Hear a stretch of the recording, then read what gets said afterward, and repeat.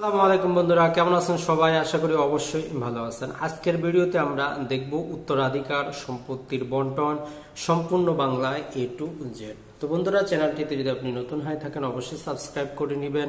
আর যদি already subscriber হয়ে থাকেন পাশে যে বেল বাটনটি আছে এটি ক্লিক করে দিন, তাহলে যখনই কোনো নতুন ভিডিও আমি আপলোড করব সাথে সাথে আপনি এর নোটিফিকেশন পেয়ে যাবেন। তো বন্ধুরা, ফারাইজ বিষয়ক বিভিন্ন বাজারে বিভিন্ন রকম বই আপনারা পাবেন, ইউটিউবে ভিডিও পাবেন।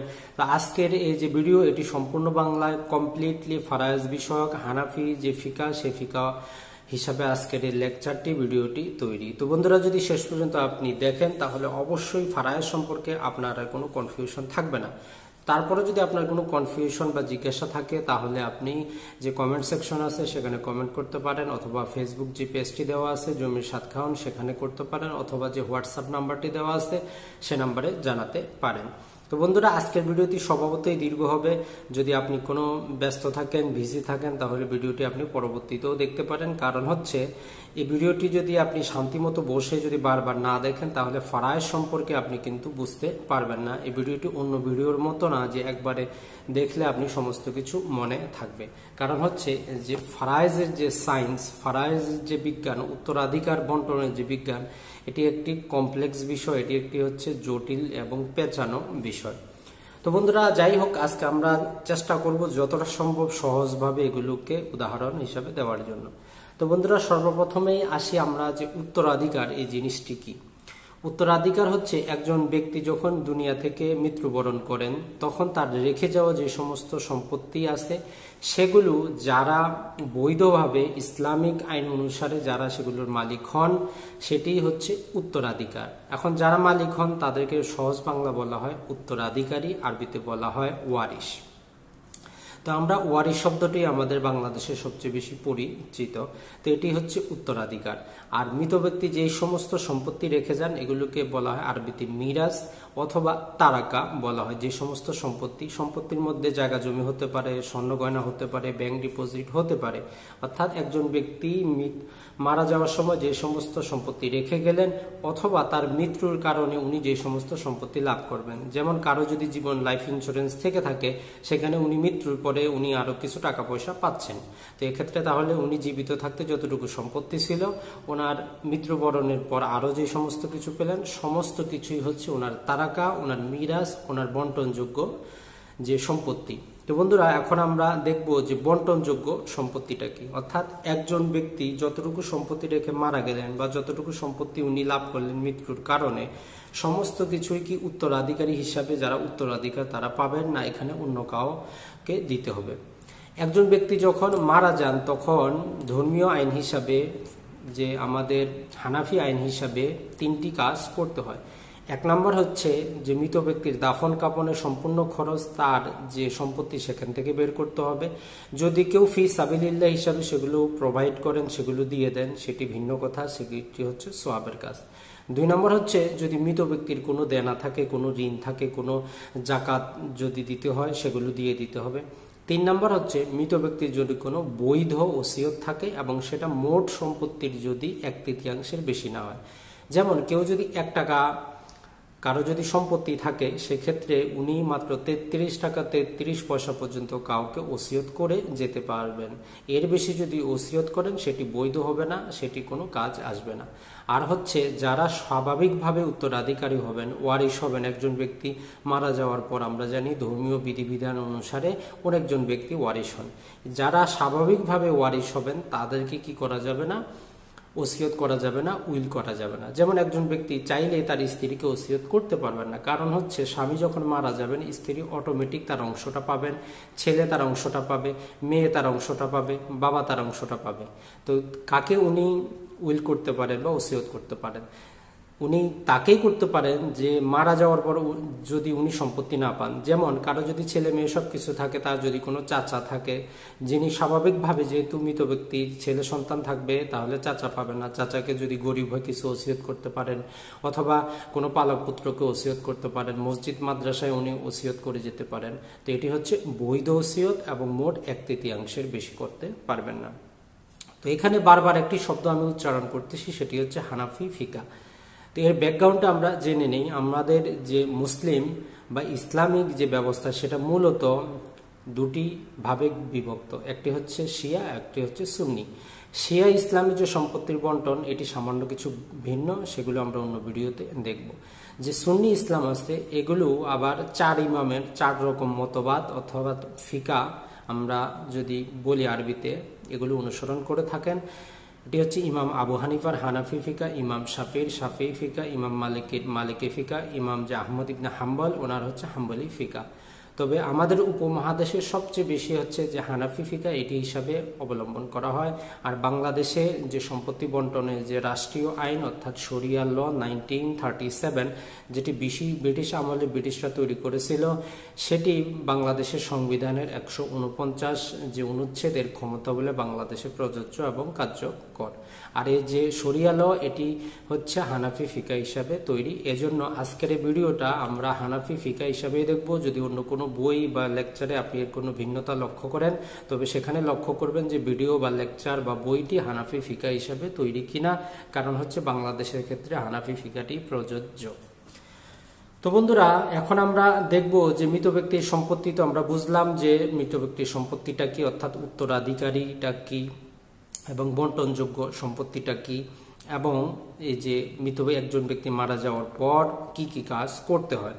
যখন মৃত ব্যক্তি মারা যাওয়ার পর সেখান থেকে তার যে দাফন কাফনে টাকা পয়সা দিয়ে দেওয়া হলো, তার ওসিয়ত পূরণ করা হলো, তার ঋণ দিয়ে দেওয়া হলো, এই সমস্ত কিছু করার পরে যে সম্পত্তিটা থাকবে সেটাই হচ্ছে বন্টনযোগ্য সম্পত্তি। তো এখন এই বন্টনযোগ্য সম্পত্তি কারা পাবেন? তো কারা পাবেন এটি হচ্ছে একটি কমপ্লিট বিষয়। তো সেটি আমরা দেখব একটু পরে। তার আগে আমরা দেখব যে কারা বঞ্চিত হবেন, চিরতরে বঞ্চিত হবেন। তো 1 নম্বরে হচ্ছে যে মৃত ব্যক্তিকে হত্যাকারী, অর্থাৎ যদি কোনো ব্যক্তি স্বাভাবিকভাবে যদি সম্পত্তি পেতেন, উনি যদি যে ব্যক্তি মারা গেল তাকে হত্যা করেন তাহলে উনি পাবেন না। যেমন ছেলে যদি তার বাবাকে হত্যা করে তাহলে বাবার সম্পত্তিতে ছেলে কিছুই পাবে না। তার পরবর্তীতে হচ্ছে ভিন্ন ধর্ম গ্রহণকারী, যাকে আরবিতে বলা হয় মুরতাদ, অর্থাৎ ইসলাম ত্যাগকারী। যদি কোনো ব্যক্তি ইসলাম ত্যাগ করেন এবং মৃত ব্যক্তি যদি মুসলিম থাকে তাহলে উনি সম্পত্তিতে পাবেন না চিরতরে। আর তৃতীয় একটি কারণ হচ্ছে, সেটি হচ্ছে আরবিতে বলা হয় আল হুজুব, মানে হচ্ছে নিকটবর্তী দূরবর্তীকে বঞ্চিত করে। যেমন আমরা দেখতে পাই যদি পিতা থাকেন দাদা সম্পূর্ণরূপে বঞ্চিত হন, এটাকে আরবিতে বলা হয় আল হুজুব। তো এখন আমরা দেখব যে কারা পাবেন, অর্থাৎ উত্তরাধিকারীদের প্রকারভেদ। তো বন্ধুরা, ইসলামিক উত্তরাধিকার এগুলো যে হানাফি ফিকা হিসাবে 3টি ভাগে বিভক্ত। নাম্বার 1 হচ্ছে যে নির্দিষ্ট অংশভোগী, অর্থাৎ এমন কিছু ওয়ারিশ আছেন, এমন কিছু উত্তরাধিকারী আছেন তারা শুধু নির্দিষ্ট অংশ পান। 2 নম্বর হচ্ছে অবশিষ্টভোগী, অর্থাৎ নির্দিষ্ট ভোগী নির্দিষ্ট অংশ দেওয়ার পর যা কিছু থাকবে সেটা যারা পান এদেরকে বলা হয় অবশিষ্টভোগী। আর 3 নম্বর আরেক শ্রেণী আছেন, সেটি হচ্ছেন দূরবর্তী রক্ত সম্পর্কীয় আত্মীয়। কোনো মৃত ব্যক্তি যদি নির্দিষ্ট ভোগী যদি না থাকেন, যদি অবশিষ্ট ভোগীরও কেউ না থাকেন, তখন দূরবর্তী যারা আছেন তারা পাবেন। এখন দূরবর্তী যারা আছেন তাদেরটি আমরা প্রথমে জেনে নিই, কারণ এটি আমাদের ততটা কাজে লাগবে না। যেমন হচ্ছেন যে ব্যক্তি মারা গেলেন, তার যে পতি আছে, তার যে মেয়ে আছে, তাদের যে সন্তান, তারা হচ্ছেন যে জাবিল আরহাম, যাকে আরবিতে বলা হয়, অর্থাৎ দূরবর্তী রক্ত সম্পর্কীয় আত্মীয়, তাদের প্রথম শ্রেণী। দ্বিতীয় শ্রেণী হচ্ছেন যে মৃত ব্যক্তি যিনি মারা গেলেন ওনার ঊর্ধ্বতন বংশধর, যেমন নানা নানি আছেন, যারা স্বাভাবিকভাবে সম্পত্তি পান না তারা। 3 নম্বর হচ্ছে মৃত ব্যক্তির ভাইয়ের যে ছেলে মেয়ে তারা, এবং 4 নম্বর হচ্ছে যাদেরকে আমরা সবচেয়ে ক্লোজ মনে করি, যেমন হচ্ছে খালা, যেমন হচ্ছে ফুপু, যেমন হচ্ছে মামা, এরা হচ্ছেন সবচেয়ে দূরবর্তী আত্মীয়। আর যদি নিকটবর্তী কেউ থাকেন এরা কখনোই সম্পত্তি পান না। তবে বেশিরভাগ ক্ষেত্রে ফারাজে আমরা দেখি 100-র মধ্যে 95 থেকে 96 ভাগ ক্ষেত্রে এই সমস্ত দূরবর্তী আত্মীয়রা আসেনি না। নির্দিষ্ট ভোগী অথবা অবশিষ্ট ভোগী এদের দ্বারাই সম্পত্তির বন্টন হয়ে যায়। তো এখন আমরা দেখব নির্দিষ্ট ভোগী, অর্থাৎ এদের অংশ নির্দিষ্ট। তো বন্ধুরা, কোরআনে কারিমের সূরা নিসার 11 থেকে 14 নম্বর আয়াত এবং 176 নম্বর আয়াতে যদি আমরা পর্যালোচনা করি, সেখানে মোটামুটি আমরা 6টি অংশ এবং একটি অনুপাত দেখতে পাই।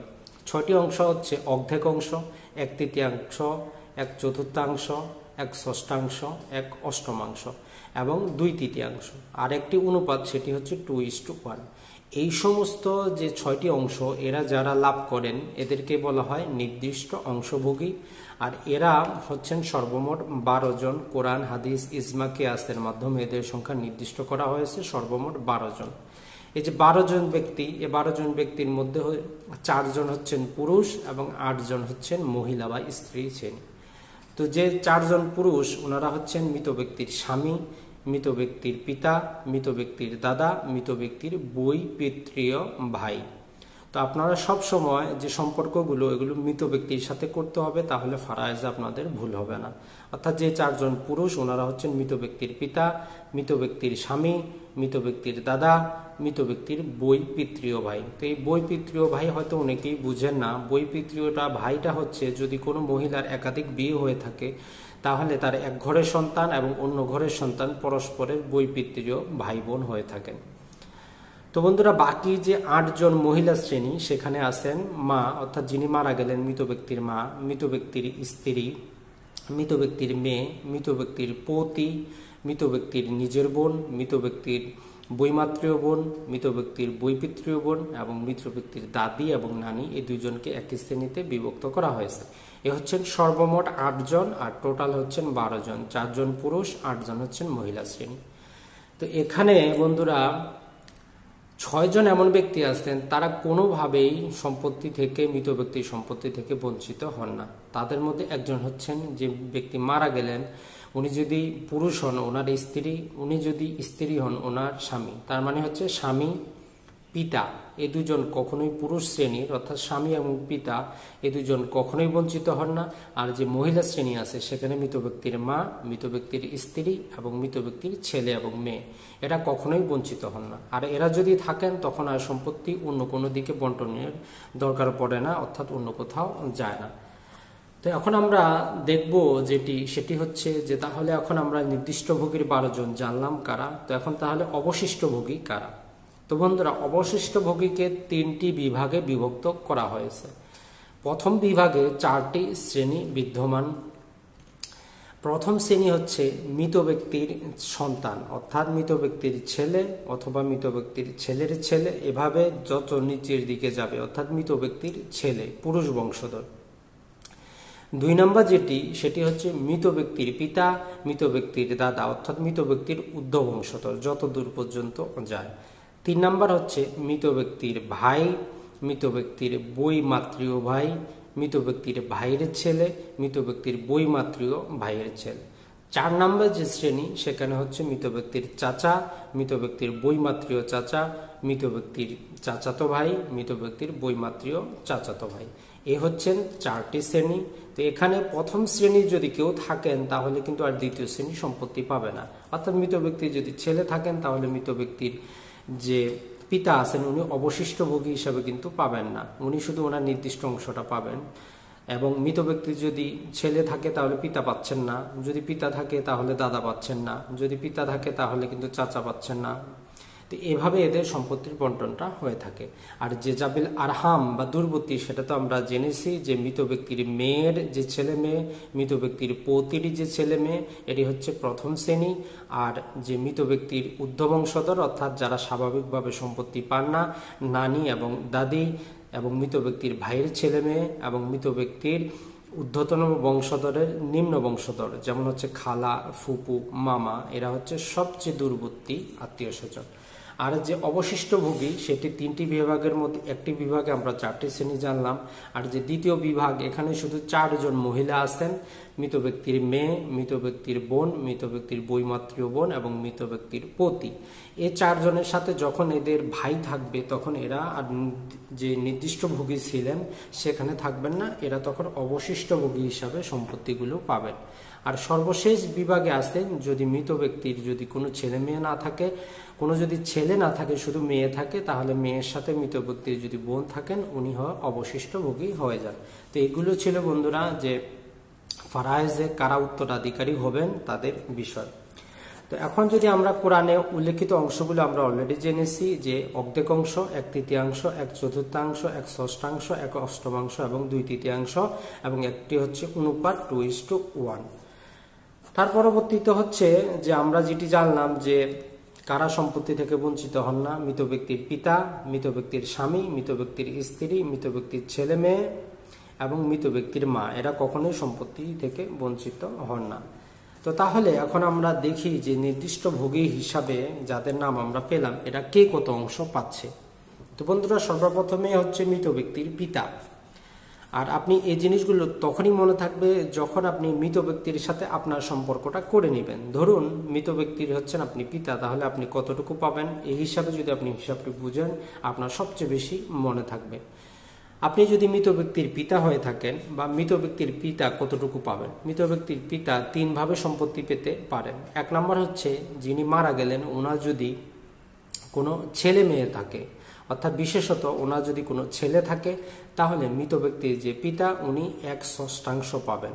এখন এই 1/6 জিনিসটি বাকি। 1/6 হচ্ছে আপনি মোট সম্পত্তিটাকে যদি 100 টাকা ধরেন, সেটাকে যদি আপনি 6 ভাগে বিভক্ত করেন তাহলে আপনার আসবে 16 টাকা 67 পয়সা। অর্থাৎ মৃত ব্যক্তির যদি ছেলে সন্তান থাকে পিতা, তাহলে মৃত ব্যক্তির থেকে পাবেন 16 টাকা 67 পয়সা, মোট সম্পত্তির 6 ভাগের 1 ভাগ। 2 নম্বর হচ্ছে মৃত ব্যক্তির যদি মেয়ে সন্তান থাকে সেক্ষেত্রে মৃত ব্যক্তির পিতা 6 ভাগের 1 ভাগ পাবেন, প্লাস যদি সবাইকে দেওয়ার পর আরও কিছু অংশ বাকি থাকে অবশিষ্ট ভোগী হিসাবে সেগুলো পাবেন। 3 নম্বর হচ্ছে যদি মৃত ব্যক্তির কোনো সন্তান না থাকে তাহলে পিতা অবশিষ্ট ভোগী হিসাবে সমস্ত সম্পত্তি পাবেন। তাহলে মৃত ব্যক্তির পিতা হিসাবে আপনি 3 রকমের সম্পত্তি পাচ্ছেন, 1/6, 1/6 প্লাস অবশিষ্ট অংশ এবং অবশিষ্ট অংশ, সম্পূর্ণ অংশ। 2 নম্বরে আসি মৃত ব্যক্তির স্বামী। মৃত ব্যক্তির স্বামী 2 প্রকারের সম্পত্তি পেতে পারে। আপনি চিন্তা করুন যে ব্যক্তি মারা গেল, আপনি যদি ওনার স্বামী হতেন তাহলে আপনি 2 প্রকারের সম্পত্তি পেতেন। মোট সম্পত্তিটিকে 4 ভাগ করে আপনি 1 ভাগ পাবেন। তখনই পাবেন যদি মৃত যিনি মারা গেলেন ওনার যদি কোনো সন্তান না থাকে, ছেলে হোক মেয়ে হোক যাই হোক, ওনার যদি কোনো সন্তান না থাকে তাহলে মোট সম্পত্তির 2 ভাগের 1 ভাগ আপনি পাবেন। অর্থাৎ 100 টাকাকে যদি আমরা 2 ভাগ করি 50 টাকা আপনি পাবেন, বাকি 50 টাকা ওনার অন্য আত্মীয় স্বজন যারা আছে তারা পাবেন। আর মৃত ব্যক্তির যদি কোনো সন্তান থাকে, সেটা ছেলে হোক মেয়ে হোক যাই হোক, যদি ওনার কোনো সন্তান থাকে অথবা ছেলের ছেলে থাকে সেক্ষেত্রে মৃত ব্যক্তির যে স্বামী উনি 4 ভাগের 1 ভাগ পাবেন। অর্থাৎ 100 টাকার 4 ভাগ মানে হচ্ছেন 25 টাকা পাবেন। তো 3 নম্বরে আসি মৃত ব্যক্তির দাদা। ইনি কখন সম্পত্তি পাবেন, কতটুকু পাবেন? তো বন্ধুরা, মৃত ব্যক্তির যিনি দাদা ওনার 4 অবস্থা হতে পারে। যদি পিতা থাকেন তাহলে দাদা সম্পূর্ণরূপে বঞ্চিত হবেন, এটাকে বলা হয় হুজুব বা আল হুজুব। আর বাকি 3টি অবস্থা হচ্ছে পিতার মতোই।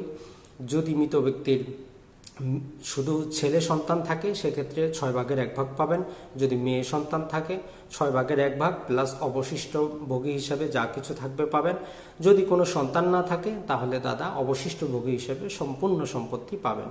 তো বন্ধুরা, এখন আসি আমরা বৈপিত্রীয় ভাই, মানে হচ্ছে যে মহিলার একাধিক বিয়ে হয়েছে তার অন্য ঘরের যে সমস্ত সন্তান তাদেরকে বলা হয় বৈপিত্রীয় ভাই। তো বৈপিত্রীয় ভাই যদি একজন হয় উনি 6 ভাগের 1 ভাগ পাবেন। যদি ভাই বোন একাধিক হয়, একের অধিক হোক, যতজনই হোক, তাহলে সেক্ষেত্রে তারা পাবেন 3 ভাগের 1 ভাগ। আর যদি মৃত ব্যক্তির যদি কোনো ছেলে সন্তান মেয়ে সন্তান অথবা মৃত ব্যক্তির দাদা অথবা পিতা থাকে সেক্ষেত্রে যে বৈপিত্রীয় ভাই উনি সম্পূর্ণরূপে বঞ্চিত হবেন। বন্ধুরা, এখন আমরা দেখব মৃত ব্যক্তির মা কতটুকু অংশ পাবেন।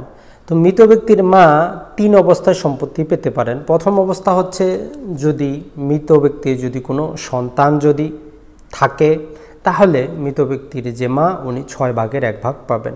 অর্থাৎ মোট সম্পত্তিটাকে 6 ভাগ করলে উনি 1 ভাগ পাবেন। 2 নম্বর হচ্ছে যদি মৃত ব্যক্তির কোনো সন্তান নাই, অর্থাৎ ছেলে মেয়ে কেউ নাই, এবং সাথে যদি একের অধিক ভাই বোন না থাকে, সেটি নিজের ভাই বোন, বৈমাত্রীয় ভাই বোন বা বৈপিত্রীয় ভাই বোন যাই হোক, যদি একের অধিক যদি ভাই বোন না থাকে সেক্ষেত্রে মৃত ব্যক্তির যে মা উনি 3 ভাগের 1 ভাগ পাবেন। আরেকটি অবস্থা হতে পারে যে ব্যক্তি মারা গেলেন ওনার ওয়ারিশ বলতে শুধুমাত্র বাবা এবং মা, অর্থাৎ পিতা মাতা 2 জন আর স্বামী বা স্ত্রী। তো তাহলে সেই ক্ষেত্রে স্বামী বা স্ত্রীর অংশ দেওয়ার পর যে অংশটুকু থাকবে সে তার থেকে 1/3 পাবেন। তো উদাহরণের সাহায্যে যদি আমরা সহজ করে বলি, একজন মহিলা যদি মারা যান, ওনার স্বামী এবং পিতামাতা 3 জন হচ্ছেন ওয়ারিশ। তো 100 টাকার মধ্যে 50 টাকা স্বামী পেয়ে গেল, বাকি 50 টাকার 3 ভাগের 1 ভাগ পাবেন মা এবং বাকিটা পাবেন বাবা। তো এটি হচ্ছে মৃত ব্যক্তির মায়ের অবস্থা। তো বন্ধুরা, এখন যদি আমরা দেখি মৃত ব্যক্তির স্ত্রী কতটুকু অংশ পাবেন। মৃত ব্যক্তির স্ত্রীর 2 অবস্থা, আর ফারায়েজদের ক্ষেত্রে সবচেয়ে কম যে অংশ সেটি মৃত ব্যক্তির স্ত্রী পান। যদি মৃত ব্যক্তির কোনো সন্তান থাকে, ছেলে হোক মেয়ে হোক যাই হোক, তাহলে মৃত ব্যক্তির স্ত্রী 8 ভাগের 1 ভাগ পাবেন, অর্থাৎ মোট সম্পত্তিটাকে 8টি ভাগে বিভক্ত করে 1টি পাবেন। যদি মোট সম্পত্তি 100 টাকা হয় তাহলে মৃত ব্যক্তির যে স্ত্রী উনি 12 টাকা 50 পয়সা পাবেন। আর যদি কোনো সন্তান যদি না থাকে সেক্ষেত্রে মৃত ব্যক্তির স্ত্রী মোট সম্পত্তির 4 ভাগের 1 ভাগ পাবেন, মানে হচ্ছে 100 টাকার মধ্যে উনি 25 টাকা পাবেন। এটি হচ্ছে মৃত ব্যক্তির স্ত্রীর অংশ। তো এখন যদি আমরা দেখি মৃত ব্যক্তির কন্যা বা মৃত ব্যক্তির যে মেয়ে তাদের অংশ। মৃত ব্যক্তির কন্যা হিসাবে আপনার 3টি অংশ হতে পারে। যদি আপনি শুধু একাই হন, অর্থাৎ একজন মেয়ে হন, উনি অর্ধেক সম্পত্তি পেতে পারেন। যদি একাধিক মেয়ে হন 2/3 পেতে পারেন। 3 নম্বর হচ্ছে যদি মৃত ব্যক্তির মেয়ের সাথে ওনার যদি ভাই থাকে, অর্থাৎ মৃত ব্যক্তির যদি ছেলে মেয়ে উভয় থাকে, সেক্ষেত্রে মৃত ব্যক্তির মেয়ে হিসাবে আপনি আপনার ভাইয়ের সাথে 2:1 অনুপাতে, অর্থাৎ ভাই যতটুকু পাবে বোন তার অর্ধেক পাবে, সেই হিসাবে পাবেন। তো তাহলে আমরা মৃত ব্যক্তির মা, মৃত ব্যক্তির স্ত্রী এবং মৃত ব্যক্তির যে মেয়ে সেটি দেখলাম। 4 নম্বর সেটি হচ্ছে পৌতি, অর্থাৎ মৃত ব্যক্তির ছেলের মেয়ে। এটি হচ্ছে আসলে শরীয়তের দিক থেকে হানাফি যে ফিকা এর যে বন্টন রীতি এবং 1961 সালে মুসলিম পারিবারিক আইনের ফলে এর শরীয়তের যে বন্টন রীতি সেখানে বিভিন্ন রকম চেঞ্জ চলে এসেছে। তারপরও শরীয়তের দৃষ্টিতে যে মূল ফারায়েজ, সেখানে যদি একজন যদি পতি থাকেন তাহলে উনি অর্ধেক পাবেন, যদি একাধিক থাকেন তাহলে 2/3 পাবেন। পতির সাথে যদি ভাই থাকে উনি 2:1 অনুপাতে আসাবা হয়ে যাবেন, এটি হচ্ছে নিয়ম। আর যদি মৃত ব্যক্তির ছেলে থাকে পতি সম্পূর্ণরূপে বঞ্চিত হবেন।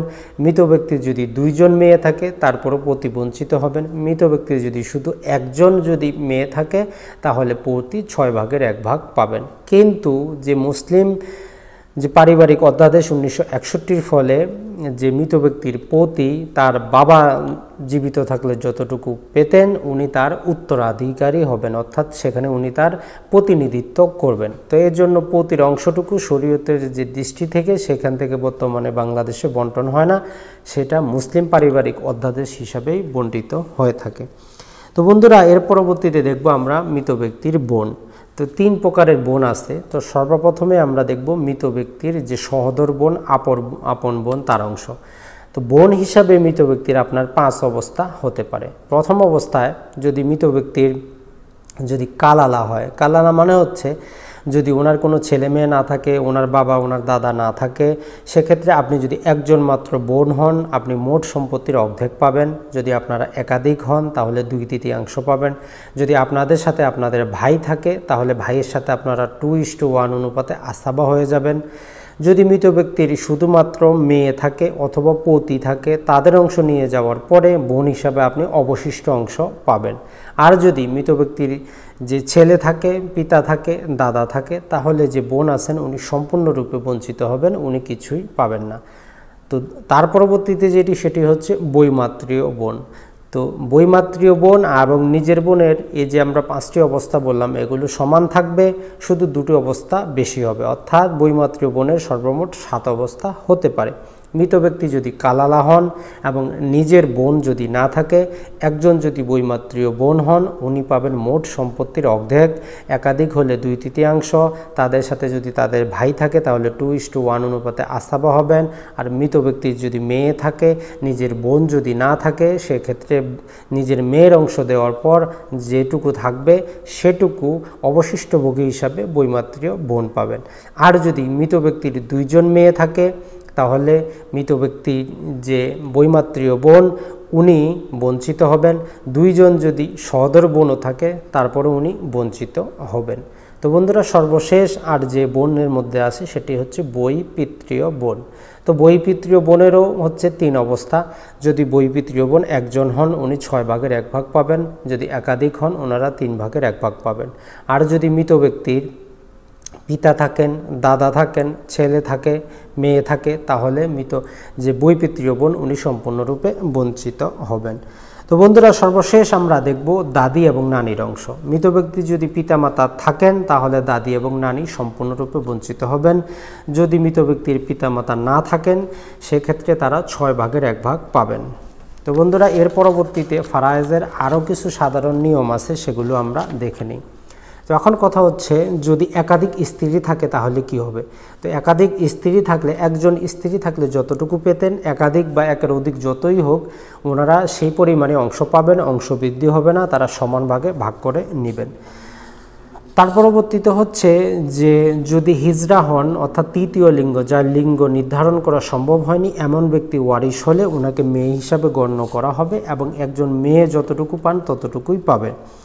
তার পরবর্তীতে হচ্ছে যে গর্ভে যদি সন্তান থাকে, যদি তখন সম্পত্তি বন্টন করতে হয় কিভাবে করতে হবে। তো সেক্ষেত্রে শরীয়তের নির্দেশ হচ্ছে, সবচেয়ে উত্তম হচ্ছে যতদিন পর্যন্ত সেটা ভূমিষ্ঠ না হচ্ছে সম্পত্তি বন্টন না করা। যদি করা হয় তাহলে যে গর্ভের যে সন্তান তাকে ছেলে হিসাবে কল্পনা করে সম্পত্তি বন্টন করতে হবে। যদি জন্মের পর সেটি মেয়ে হয় তাহলে বাকি সম্পত্তি আবার বন্টন করতে হবে। তার পরবর্তীতে হচ্ছে যে নিখোঁজ ব্যক্তি, তার সম্পত্তি কি হবে, অথবা নিখোঁজ ব্যক্তির উত্তরাধিকারী কি হবে। তো বন্ধুরা, শরীয়তের দৃষ্টিতে হানাফি আইনি অনুসারে 90 বছর পর্যন্ত যদি কোনো ব্যক্তি নিখোঁজ থাকেন তাকে মৃত বলে ঘোষণা করা হবে এবং তার সম্পত্তি বণ্টিত হবে। তারপরেও বাংলাদেশের সাক্ষ্য আইন হিসাবে মাত্র 7 বছর যদি কেউ নিখোঁজ থাকেন তাকে নিখোঁজ বলে ধরে নেওয়া হবে। তো বন্ধুরা, তার পরবর্তীতে হচ্ছে যদি কোনো দুর্ঘটনা বা একসাথে যদি একাধিক লোক মারা যায়, কে আগে কে পরে মারা গেল এটি যদি নির্ণয় করা না যায় সেক্ষেত্রে কি হবে। সেক্ষেত্রে হচ্ছে কেউ কারো উত্তরাধিকারী হবেন না। যে ব্যক্তি মারা গেলেন ওনার যারা জীবিত উত্তরাধিকার আছে ওনাদের মধ্যে সম্পত্তিটা বন্টন হবে। তার পরবর্তীতে সেটি হচ্ছে যে অবৈধ সন্তান বা জারজ সন্তান, হানাফি যে ফিকা হিসাবে উনি শুধু মায়ের সম্পত্তিতে উত্তরাধিকারী হবেন, বাবার সম্পত্তিতে উত্তরাধিকারী হবেন না। অর্থাৎ মায়ের দিক থেকে যত সমস্ত আত্মীয় আসবে ওনাদের কাছ থেকে সম্পত্তি পাবেন। তার পরবর্তীতে হচ্ছে যে ত্যায্য সম্পত্তি। আসলে মুসলিম আইনে, হানাফি আইনে, বাংলাদেশের আইনে ত্যায্য পুত্র, ত্যায্য মেয়ে বা ত্যায্য বলে কিছুই নেই।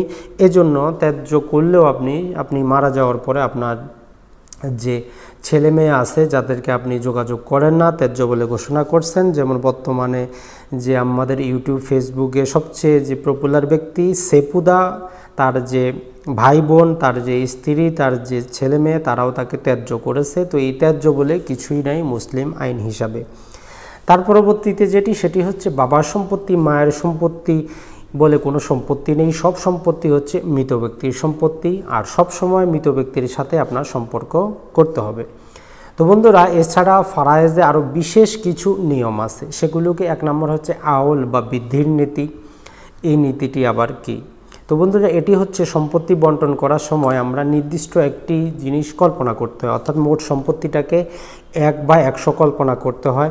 যদি মৃত ব্যক্তির কোনো অবশিষ্ট ভোগী যখন না থাকেন, যদি যারা নির্দিষ্ট ভোগী আছেন এরা যখন থাকেন, এদের যখন অংশগুলো আমরা দিতে চাই, কাউকে 1/8 কাউকে অর্ধেক অংশ, কাউকে 2/3, তো অনেক ক্ষেত্রে ফারায়েজের সামান্য কিছু মাসালার মধ্যে দেখা যায় মোট যদি আমরা এই 1/8, 1/6 এগুলো যদি আমরা যোগ করি, তো সেক্ষেত্রে যেটি হয়ে যায় সেটি হচ্ছে যেটি মোট 1-এর চাইতে বেশি হয়ে যায়। তো সেক্ষেত্রে হযরত আলী আলাইহিস সালাম একটি মাসালা দিয়েছেন, সেটি বর্তমানে হানাফি হিসাবে যে ফিকা সেটি অনুসরণ করে, আর সেটি হচ্ছে আউল নীতি। অন্য যে সমস্ত ফিকা আছে শাফি, মালিকি, হাম্বলি, এনারা এটি অনুসরণ করেন না। তার পরবর্তীতে হচ্ছে রদ নীতি। এটি মানে হচ্ছে ফেরত নীতি, অর্থাৎ মৃত ব্যক্তির জন্য কোনো আসাবা শ্রেণীর যদি কেউ না থাকেন, তাহলে যদি নির্দিষ্ট ভোগী কেউ থাকেন তাদের নির্দিষ্ট অংশ দেওয়ার পর সম্পত্তিটা আবার তাদেরকে ফিরিয়ে দেওয়া হয়, সমস্ত সম্পত্তি।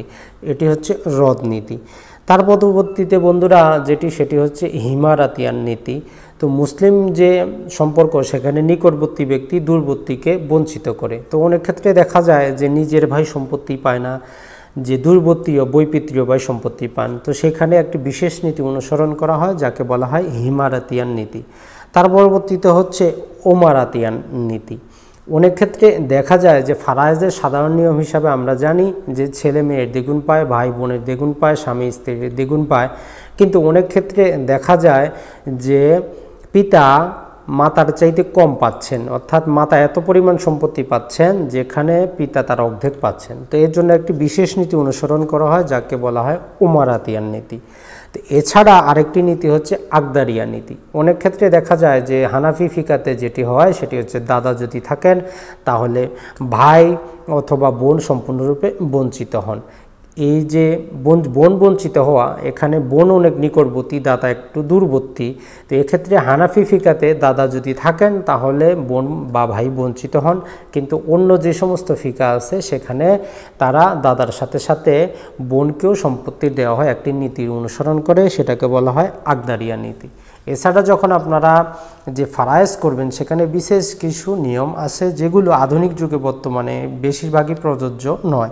যেমন তাসহি মানে হচ্ছে ভগ্নাংশ দূর করা, অর্থাৎ মোট সম্পত্তিটাকে কি করতে হয়, আমাদেরকে একটি নির্দিষ্ট অংশে ভাগ করে তাদেরকে নির্দিষ্ট পরিমাণ দিতে হয়। তো সেখানে যদি ভগ্নাংশ এসে যায় সেটি দূর করার একটি প্রক্রিয়া, সেটিকে বলা হয় তাসহি।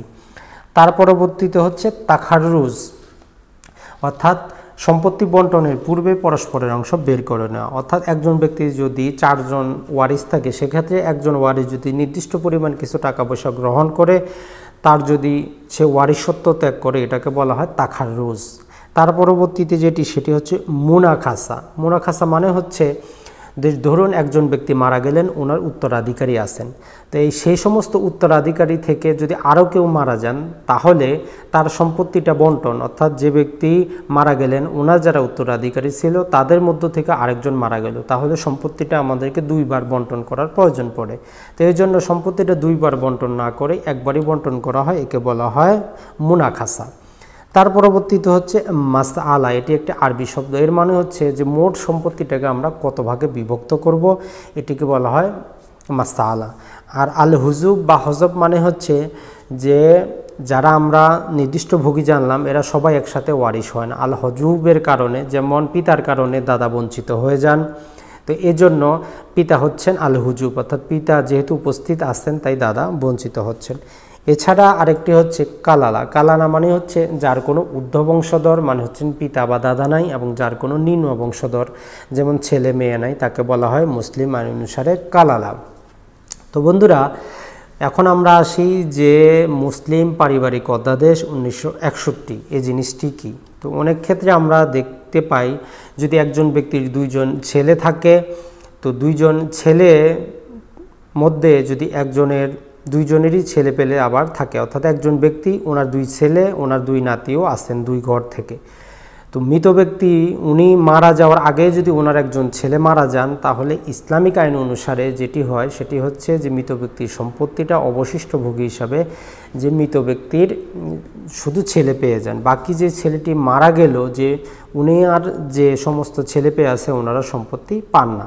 তো এই জন্য 1961 সালে একটি অধ্যাদেশ জারি করা হয় যে যাতে নাতিপুতিরা সম্পত্তির অধিকার থেকে বঞ্চিত না হন, এজন্য নাতিপুতিরা ওই পরিমাণে অংশ পাবেন যেই পরিমাণ তাদের পিতা অথবা মাতা যদি জীবিত থাকতো তাহলে যতটুকু পাবেন তারা তার অংশের প্রতিনিধিত্ব করবেন এবং সেগুলো নিয়ে আসে নিজেদের মধ্যে আবার ফারায়েজ হিসাবে বন্টন করে নেবেন। যেমন ধরুন যদি কারো দাদা সম্পত্তি, অর্থাৎ দাদা এখন মারা গেছেন, পিতা দাদার পুত্রে দাদার অনেক আগেই মারা গেছেন, তো তারা ভাই বোন আছেন, ধরলাম যে উনি 50 টাকা পেলেন, তো 50 টাকা ভাই বোনের মাঝে 2:1 অনুপাতে ভাগ করে নেবেন। আর যদি উনি একাই হন সমস্ত 50 টাকা উনি প্রতিনিধিত্ব করে বাবার অংশ পাবেন। আর যদি ওনারা 2 ভাই থাকেন 2 ভাই পরস্পরের মধ্যে ভাগ করে নেবেন। তো বন্ধুরা, এটিই ছিল মুসলিম ফারায়েজ, ইসলামিক ফারায়েজে এর মোটামুটি সাধারণ বিষয়। আপনাদের যদি কোনো প্রশ্ন এবং কোশ্চেন থাকে আপনারা করতে পারেন, আমি ট্রাই করব এর উত্তর দেওয়ার জন্য। আর ফারায়েজের ক্ষেত্রে যখন আপনারা কমপ্লিট ফারায়েজ করবেন তখন সমস্ত সম্পত্তিটাকে কি করতে হবে, একটি নির্দিষ্ট ভাগে বিভক্ত করতে হবে। তো এখন কথা হচ্ছে এই ভাগটা আপনারা কিভাবে করবেন। তো এটি আপনাকে যেটি করতে হবে সেটি হচ্ছে যারা নির্দিষ্ট ভোগী, একজন ব্যক্তি মারা যাওয়ার পর যারা নির্দিষ্ট ভোগী থাকবে এদের যে অংশগুলো আমরা জানি 1/8, তো এখানে 1 হচ্ছে লব এবং 8 হচ্ছে হর। এই যে হরের আমরা লসাগু নির্ণয় করব। তো এখন কথা হচ্ছে লসাগুটা কি। লসাগু হচ্ছে দুটো সংখ্যার মধ্যে কমন সংখ্যাটা এবং আনকমন সংখ্যাটার গুণফলকেই বলা হচ্ছে লসাগু। এই যে লসাগু যেটা আসবে সেটাই হবে যে আমাদেরকে মাসালা, অর্থাৎ মোট সম্পত্তিটাকে এতটি ভাগে বিভক্ত করতে হবে। এভাবে আমরা ভাগ করতে পারবো। অথবা আপনি যদি চান সাধারণভাবে যদি বুঝতে, তাহলে মোট যে আমরা বললাম, যদি স্ত্রী হয় 1/8 100 টাকাকে 8 ভাগ করে 12 টাকা 50 টাকা ওনাকে দিতে পারেন। যদি মা যদি হন তাহলে 6 ভাগের 1 ভাগ অর্থাৎ 16 টাকা 67 পয়সা ওনাকে দিতে পারেন। যদি 2 মেয়ে হয় 2/3 মানে হচ্ছে 100 টাকাকে আমরা 3 ভাগ করে, যেমন 33 টাকা 33 পয়সা, তাহলে 2 ভাগ হচ্ছে 66 টাকা 67 পয়সা, তাহলে সেগুলো আমরা দিতে পারি। আসসালামু আলাইকুম বন্ধুরা, ভালো থাকবেন, সুস্থ থাকবেন, সুন্দর থাকবেন।